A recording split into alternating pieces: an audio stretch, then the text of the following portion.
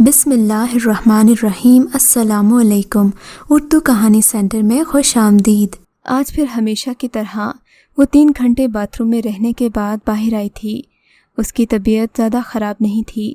آج یہ مسئلہ نہیں تھا، 2-3 سالوں کا مسئلہ تھا۔ اسے قبض کی بیماری تھی۔ میں نے اسے ہمیشہ کئی بہترین ڈاکٹرز کو دکھایا، لیکن کسی کی دوائی سے اسے آرام نہیں آتا تھا۔ یوں کہہ لیا جائے تو بہتر ہوگا کہ وہ کسی کی دوا وقت پر نہیں کھاتی تھی۔ شاید وہ خود بھی اس مرض سے ہمت ہار گئی تھی۔ میں نے اب سوچ لیا کہ اب اسے کسی بڑے ڈاکٹر اور کسی بڑے شہر میں لے کر جاؤں گا، شاید وہاں اس کا علاج بہتر طریقے سے ہو اور میری بیوی ٹھیک ہو جائے۔ میں اس سے بے پناہ محبت کرتا، اسے ہر حال میں صحت مند دیکھنا چاہتا تھا۔ آج میں مہینے بعد گھر آیا تھا، اپنی بیوی سے کچھ پیار بھری باتیں کرنا چاہتا تھا۔ بہرحال جو کچھ بھی تھا میں اسے بتانا چاہتا تھا، لیکن اس کی حالت ایسی نہیں تھی کہ میں اس سے کوئی بات کر سکوں۔ باتھ روم میں 3 گھنٹے گزارنے کے بعد بالآخر وہ باہر نکل آئی۔ اس کا چہرہ پسینے سے بھیگا ہوا تھا۔ اس کے چہرے پر احساس ندامت کے آثار بخوبی دیکھے جا سکتے تھے۔ وہ اکثر گھبرا سی جاتی تھی۔ میں نہیں جانتا تھا کہ اسے کس بات پر شرمندگی ہوتی ہے، لیکن میں نے اس کی آنکھوں میں کئی بار یہ احساس دیکھا تھا۔ نہ جانے وہ ایسا کون سا گناہ کر بیٹھتی کہ اس طرح کے احساسات اسے گھیر لیتے۔ میں نے کئی بار اسے سمجھانے کی کوشش کی کہ اگر تمہیں کوئی بیماری ہے تو اس میں تمہارا کوئی قصور نہیں، یہ اللہ کی مرضی ہے، تم فکر مند نہ ہو، مگر پھر بھی وہ پریشان رہتی۔ خاموشی سے بستر پر آ کر میری طرف کمر کر کے لیٹ گئی۔ نہ جانے رات کے کون سے پہر وہ اپنے ماضی کی گلیوں میں پھرتا رہا۔ مجھے بار بار اپنا گزرا ہوا وقت یاد آ رہا تھا، جسے میں چاہ کر بھی بھلا نہیں سکتا تھا۔ میری پہلی شادی ایک جاگیردارانہ گھرانے کی لڑکی سے ہوئی تھی۔ ہم دونوں شادی کے بعد کافی اچھی زندگی گزار رہے تھے۔ وقت تیزی سے گزر رہا تھا، لیکن 10 سال تک اللہ نے ہمیں اولاد کی نعمت سے محروم رکھا تھا۔ نازیہ کو سانس کی بیماری تھی، لیکن شدت اتنی زیادہ نہیں تھی کہ اسے بے اولادی کا مسئلہ ہو۔ ایک دن میری بیوی نازیہ کی طبیعت خراب ہوئی، اسے چکر آنے لگے، اس کا دل گھبرانے لگا۔ پہلے تو میں سمجھا شاید یہ گرمی یا موسم کی تبدیلی کی وجہ سے ہوگا، لیکن جب طبیعت میں سدھار نہ آیا تو میں اسے شہر کے ایک اچھے ہسپتال میں لے گیا۔ ہم لوگ ایک درمیانے طبقے کے ذمہ دار لوگ تھے، لیکن آمدنی اتنی ہو جایا کرتی تھی کہ گھر کے نظام کو اچھے طریقے سے چلا سکتے۔ خیر ڈاکٹر نے نازیہ کا چیک اپ کیا اور ایک ایسی بات کہی جسے سن کر ہم دونوں ہی حیران رہ گئے۔ ڈاکٹر نے بتایا کہ نازیہ ماں بننے والی ہے۔ ہم دونوں کے کان یہ سننے کے لیے گزشتہ 3 سالوں سے ترس رہے تھے۔ میرا دل خوشی سے سرشار ہو گیا۔ نازیہ کی آنکھوں میں آتی نمی کو تو واضح طور پر دیکھا جا سکتا تھا۔ ڈاکٹر نے نازیہ کو 2 دن ہسپتال میں رکھنے اور پھر گھر پر بیڈ ریسٹ کرنے کی نصیحت کی۔ ہم لوگوں نے ہسپتال میں ایک کمرہ لے لیا، لیکن ابھی ہمیں ہسپتال کے کمرے میں شفٹ ہوئے 1 گھنٹہ بھی نہیں گزرا تھا کہ اچانک کمرے کا دروازہ کھلا اور ایک لڑکی اندر داخل ہوئی۔ وہ کم عمر سی نرس تھی، لیکن بہت ہی معصوم اور بھولی بھالی سی معلوم ہوتی تھی۔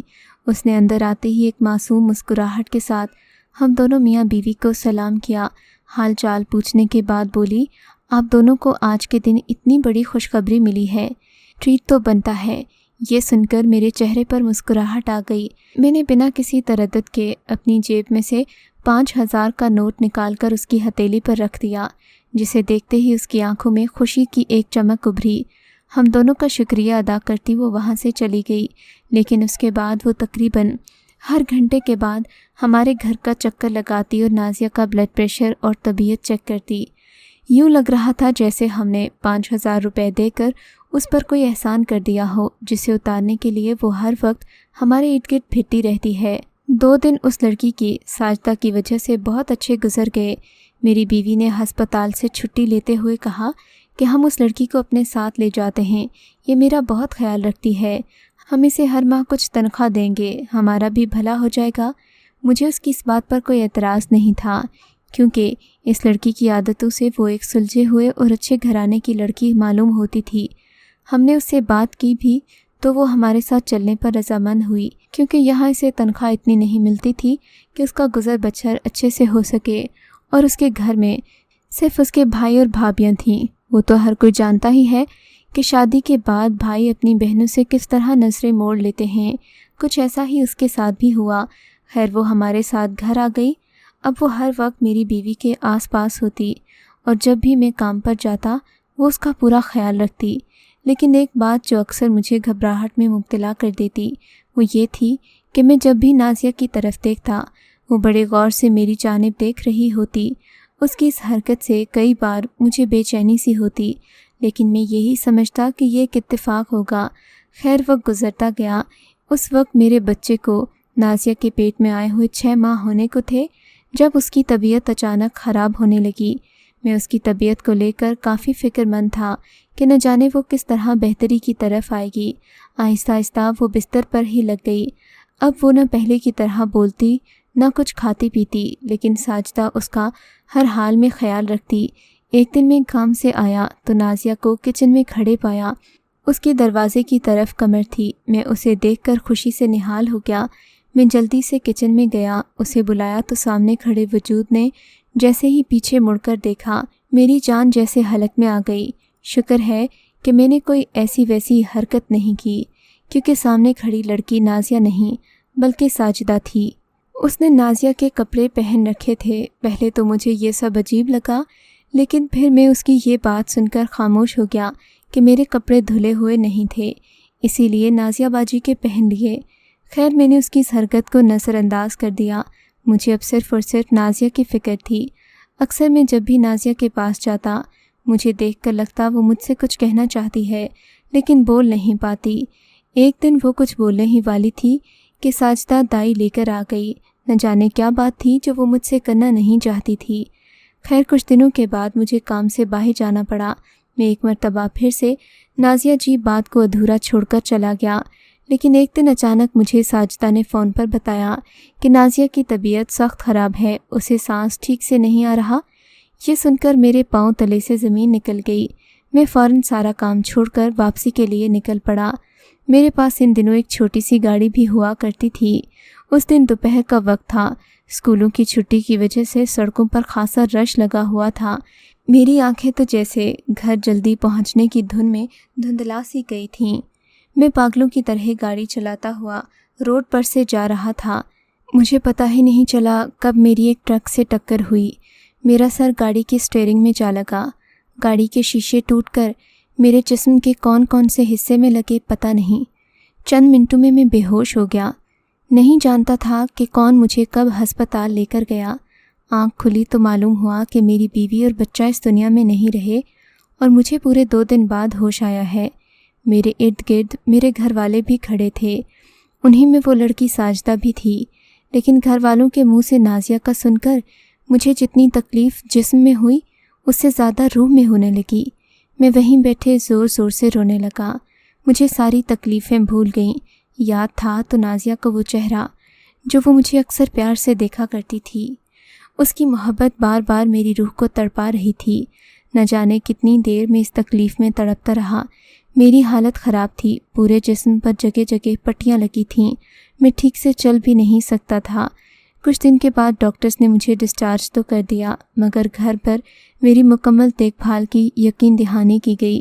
میرے اندر جیسے زندگی جینے کی جستجو ختم ہوتی جا رہی تھی۔ میں نازیہ کے پاس جانا چاہتا تھا۔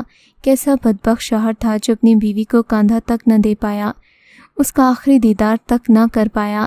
یہ سوچ کر میرا دل نڈھال ہوتا جا رہا تھا۔ مجھے گھر لے جایا گیا۔ ساجدہ میرے ساتھ گئی اور ڈاکٹر کی ہدایت کے مطابق میرا خیال رکھنے لگی۔ میرے گھر میں میرا ایک بھائی اور اس کی بیوی تھے۔ ان دونوں کو جب اس بات کی تسلی ہو گئی کہ ساجدہ میرا خیال اچھے سے رکھ سکتی ہے تو وہ دونوں بھی اپنے گھر چلے گئے۔ ساجدہ ہی اب میرا خیال رکھ رہی تھی۔ میں چلنے پھرنے کے قابل نہ رہا کیونکہ میرا پاؤں بری طرح مڑ گیا تھا۔ اس کی وجہ سے ایک ہڈی بھی ٹوٹ گئی۔ شیشوں کا زخم بھی خاصا گہرا تھا۔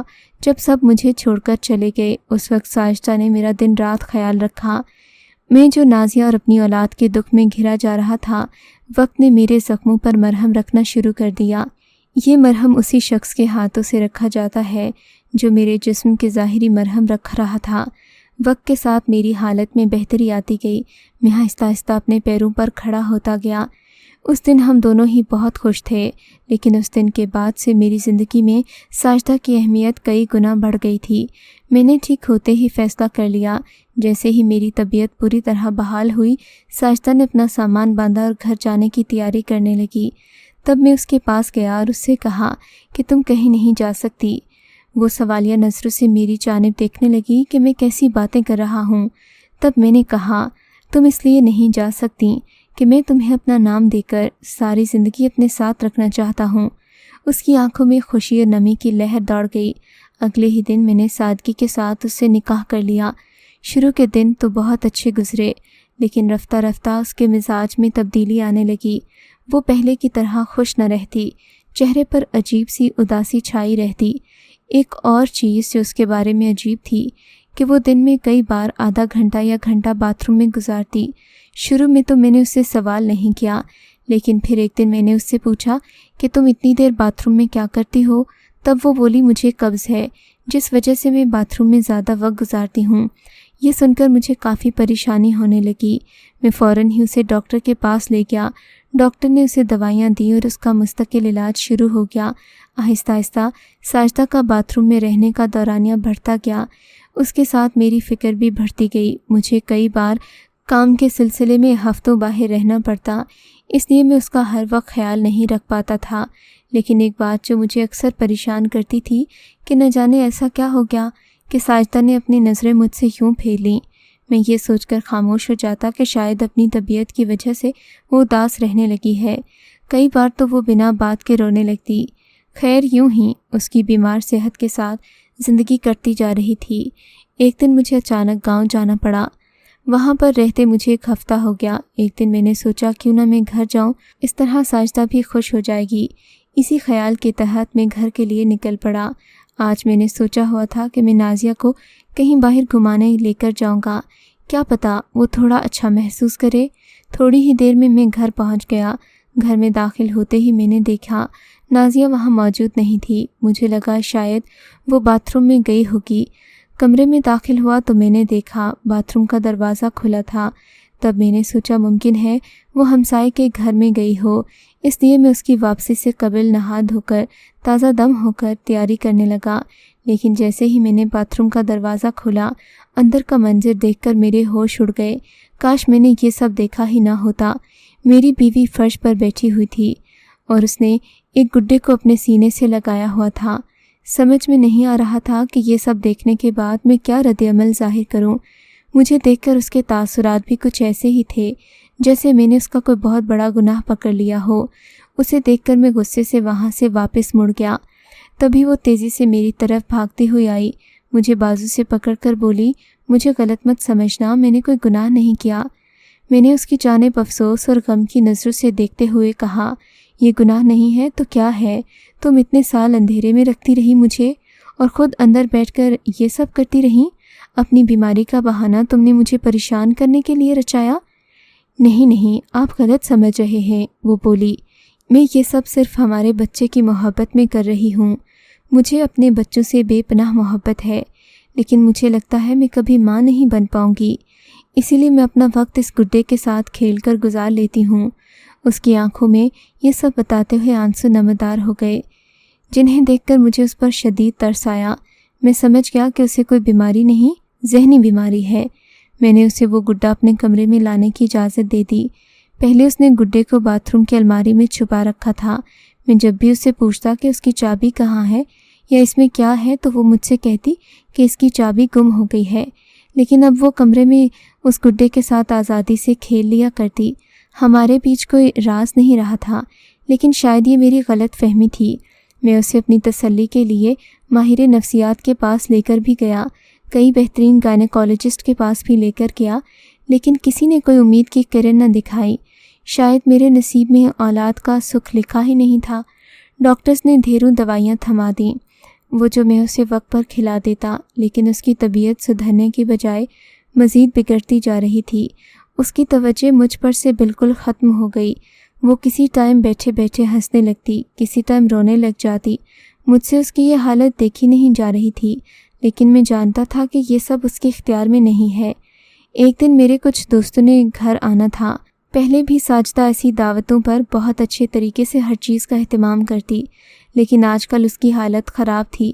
پھر بھی اس نے مجھے کہا تھا کہ وہ سب سنبھال لے گی۔ میں اس کی اس بات پر مطمئن ہو گیا، لیکن جب میرے مہمان گھر آ گئے، میں کچن میں گیا تو میں نے دیکھا ساجدہ اسی گڈے کو پیار کر رہی تھی اور کہہ رہی تھی کہ کھانا کھانے کا وقت ہو گیا ہے۔ میرا بچہ اب کھانا کھائے گا۔ یہ دیکھ کر مجھے بہت غصہ آیا کیونکہ کھانے کی کوئی بھی چیز تیار نہیں تھی، لیکن میں نے اپنے غصے پر قابو رکھا اور باہر سے جا کر کھانا لے آیا۔ میں نے دیکھا باہر سے لائے کھانے کو پلیٹوں میں ڈالتے ہوئے، میز پر لگاتے ہوئے، حتیٰ کہ کسی بھی کام کی طرف ساجدہ کی توجہ نہیں ہے۔ میرے اندر سچ میں غصے کی ایک لہر دوڑنے لگی۔ جیسے ہی میرے مہمان گھر سے گئے، میں ساجدہ کے پاس آیا، اپنے سارے غصے کا ضبط کرتے ہوئے اسے بڑے ہی پیار سے کہا، اگر تم کھانا نہیں بنا سکتی تھی تو پہلے ہی بتا دیتی، مگر افسوس تم میری کسی بات پر توجہ ہی نہیں دیتی۔ تم تو اپنی مستی میں مست تھی۔ تبھی مجھے شدید غصہ آیا۔ میں نے اس کے گڈے کو اٹھا کر چھت سے نیچے پھینک دیا۔ میری اس حرکت پر وہ ایک دم شیرنی کی طرح چنگھاڑی اور بولی، یہ تم نے کیا کیا؟ میرے بچوں کو مار دیا؟ یہ کہتے ہوئے اس کا لہجہ اتنا ڈراؤنا تھا کہ کوئی بھی شخص ایک لمحے کے لیے خوفزدہ ہو جائے۔ میں اسے یہ سمجھانا چاہتا تھا کہ وہ بچے نہیں، کھلونے ہیں، لیکن وہ میری کوئی بات نہیں سن رہی تھی۔ کہنے لگی، تم نے میرے بچے مار دیے۔ پھر میرا گریبان پکڑ کر بولی، میں جانتی ہوں تم نے یہ سب کیوں کیا ہے۔ میں نے تمہارا بچہ مارا تھا، اسی لیے تم نے میرے بچے کو مارا ہے نا؟ ہاں، اسی لیے مارا ہوگا۔ یہ کہہ کر وہ زور زور سے چیخنے لگی۔ میں جہاں کھڑا تھا وہیں کا ہو کر رہ گیا۔ اس کی چیخو پکار پر محلے والے بھی اکٹھے ہو گئے۔ وہ زور زور سے چیخ رہی تھی اور کہہ رہی تھی کہ میں نے تمہاری بیوی کا سانس بند کیا تھا، بالکل اسی طرح تم نے میرے بچوں کو مار دیا۔ تمہیں پتہ ہے اس شادی کے بعد ایک دن بھی میں سکون سے نہیں رہی۔ مجھے ہر وقت نازیہ اپنے ارد گرد محسوس ہوتی ہے۔ یوں لگتا ہے کہ مجھے اپنے اوپر کڑی نظر رکھے ہوئے ہے۔ میں اولاد نہیں کر پائی تو مجھ پر ہنستی ہے۔ دیکھو، آج تم نے اسی کے لیے میرے بچے کو مار دیا۔ اس کی باتیں میرے کانوں میں درد کی ٹیسوں کی طرح محسوس ہو رہی تھیں۔ میں چاہتا تھا کہ وہ خاموش ہو جائے، لیکن وہ خاموش نہیں ہو رہی تھی۔ ایسے ہی بولتے بولتے وہ چھت کے اس کنارے پر جا پہنچی جہاں میں نے اس کے گڈے کو نیچے پھینکا تھا۔ اس نے بھی وہیں سے چھلانگ لگا دی۔ میں اسے روکنا چاہتا تھا، لیکن اس نے مجھے کچھ بولنے کا موقع ہی نہیں دیا۔ یہ سب دیکھ کر میرے تو ہاتھ پاؤں میں جیسے جان نہ رہی۔ میرے لیے یہ سب صدمہ بہت بھاری تھا۔ محلے والوں نے ساجد کا اقرار جرم بھی اپنے کانوں سے سن لیا تھا، اسی لیے کسی کو بھی مجھ پر شک نہیں تھا، لیکن میرے اندر دکھوں کا ایک الاؤ ابھرنے لگا۔ اب میں اس گھر میں اکیلا رہتا ہوں کیونکہ میرے اندر اتنی ہمت باقی نہیں ہے کہ میں مزید رشتوں میں امتحان میں پڑھ کر اپنی زندگی کو کسی مشکل میں ڈالوں۔ میں نے 2 بار محبت کی، لیکن دونوں بار محبت کو ناکامی ملی۔ اب تیسری بار نہ تو میرے اندر محبت کرنے کی ہمت تھی، نہ ہی گھر بسانے کی۔ اب میں اپنے کاموں میں مصروف رہتا ہوں اور ماضی کی یادوں کے ساتھ اپنی پوری زندگی کاٹ دینا چاہتا ہوں۔ آپ مجھے ضرور بتائیے گا کہ یہ میرا فیصلہ صحیح ہے یا پھر مجھے ایک نئی زندگی کا آغاز کرنا چاہیے۔ اگر آپ کو یہ کہانی اچھی لگی ہے تو اس ویڈیو کو لائک کیجیے اور اس طرح کی مزید ویڈیوز دیکھنے کے لیے ہمارے چینل کو سبسکرائب کیجیے۔